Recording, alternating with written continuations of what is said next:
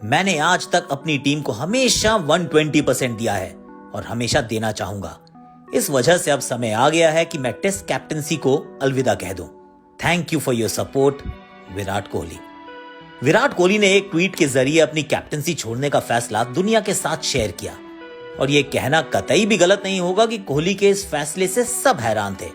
India did lose the test series against South Africa, पर पहली बार तो ये हुआ नहीं है और आखिरी बार भी नहीं। कोहली ने तो बैटिंग भी ठीक ठाक की थी। इंडियन टेस्ट टीम में कुछ बदलाव होने ही वाले हैं।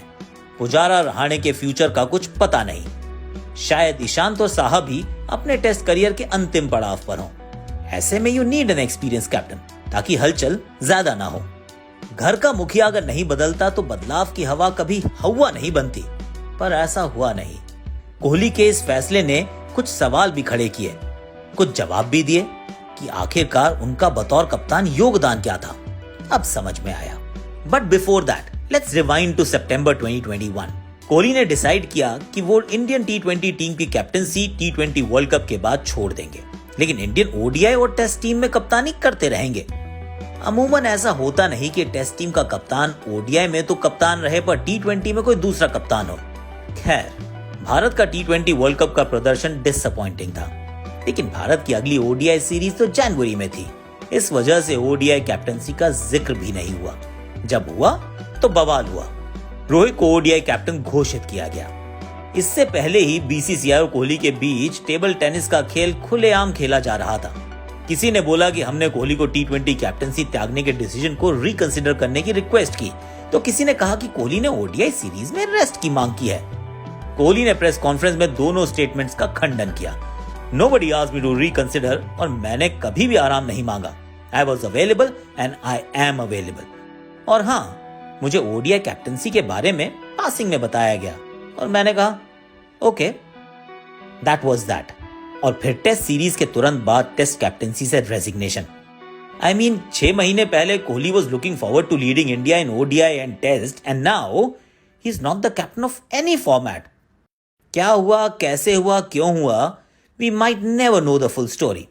लेकिन सच ये है, king of all the 3 kingdoms had no kingdom to rule, but then a king will always be a king, with or without the kingdom।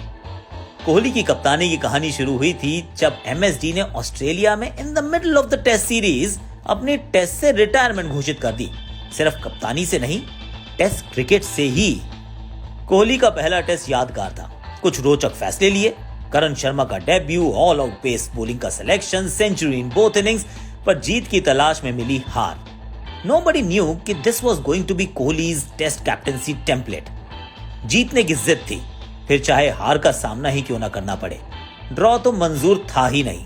5 bowlers के साथ खेलने का bold decision, even in overseas conditions, चाहे फिर अपनी batting पर ही extra pressure क्यों ना हो। फिटनेस को पैरामाउंट किया, अगर फिट नहीं तो हिट होने का कोई चांस नहीं। सिर्फ वर्ल्ड की बेस्ट ही नहीं, फिटेस्ट टीम बनने की ठानी थी कोहली ने। घर पर तो शेर थे ही, बाहर जाकर भी दहाड़ना शुरू किया। India's golden period in test cricket came under Kohli. Australia की सरजमी पर पहली बार टेस्ट सीरीज जीते। भारत नंबर 7 के पायदान पर था जब कैप्टनसी की जिम्मेदारी संभाली थी और लगातार 5 साल नंबर 1 पर राज किया। Led by example and led from the front. Kohli की टेस्ट क्रिकेट के लिए कमिटमेंट ने इस फॉर्मेट को दोबारा जीवित किया। Kohli has ended his test captaincy stint as the most successful Indian test captain. 40 test match में जीत के साथ उनका नाम टॉप 4 मोस्ट सक्सेसफुल कैप्टन्स की ऑल टाइम सूची में भी शुमार है। कप्तानी को आंकने के कई पैमाने होते हैं, लेकिन उन सब में सबसे महत्वपूर्ण होता है कहां शुरू किया, कहां खत्म किया। नंबर 7 से नंबर 1 की कहानी हमेशा भारतीय क्रिकेट के इतिहास में स्वर्णिम अक्षरों से लिखी जाएगी। Go well skipper. Indian cricket says thank you Virat.